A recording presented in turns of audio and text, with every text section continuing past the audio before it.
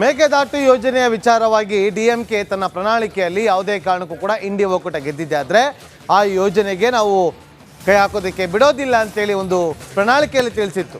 ಈಗ ಆ ವಿಚಾರಕ್ಕೆ ಸಂಬಂಧಪಟ್ಟಂತೆ ಡಿಸಿಎಂ ಡಿಕೆ ಶಿವಕುಮಾರ್ ಅವರಿಗೆ ವಿಪಕ್ಷ ನಾಯಕ ಆರ್ ಅಶೋಕ್ ಅವರು ಕೌಂಟರ್ ಕೊಟ್ಟಿದ್ದಾರೆ.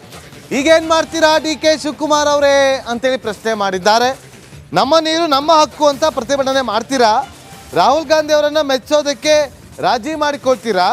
ನಾಡದ್ರೋಹಿ ಸರ್ಕಾರ ಅಂತೇಳಿ ಆರ್ ಅಶೋಕ್ ಅವರು ಟ್ವೀಟ್ ಮಾಡೋ ಮೂಲಕ ಪ್ರಶ್ನೆ ಮಾಡಿದ್ದಾರೆ. ವಿಪಕ್ಷ ನಾಯಕ ಆರ್ ಅಶೋಕ್ ಅವರು ಈಗೇನು ಮಾಡ್ತೀರಾ ಡಿ ಕೆ ಶಿವಕುಮಾರ್ ಅವರೇ ಅಂತೇಳಿ ಪ್ರಶ್ನೆಯನ್ನು ಮಾಡಿದ್ದಾರೆ.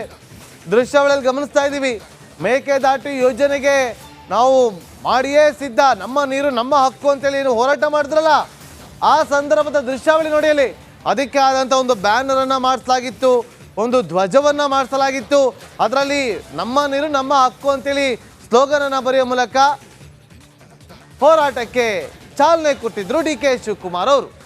ಈಗ ಡಿಎಂಕೆ ಪಕ್ಷ ಪ್ರಣಾಳಿಕೆಯಲ್ಲಿ ಇಂಡಿ ಒಕ್ಕೂಟ ಗೆದ್ದಿದ್ದೆ ಆದರೆ ಆ ಯೋಜನೆಗೆ ಚಾಲನೆ ಕೊಡೋದಕ್ಕೆ ಬಿಡೋದೇ ಇಲ್ಲ, ಯೋಜನೆಗೆ ಆಗೋದೇ ಇಲ್ಲ ಅಂತೇಳಿ ಪ್ರಣಾಳಿಕೆಯಲ್ಲಿ ತಿಳಿಸಿದ್ದಾರೆ.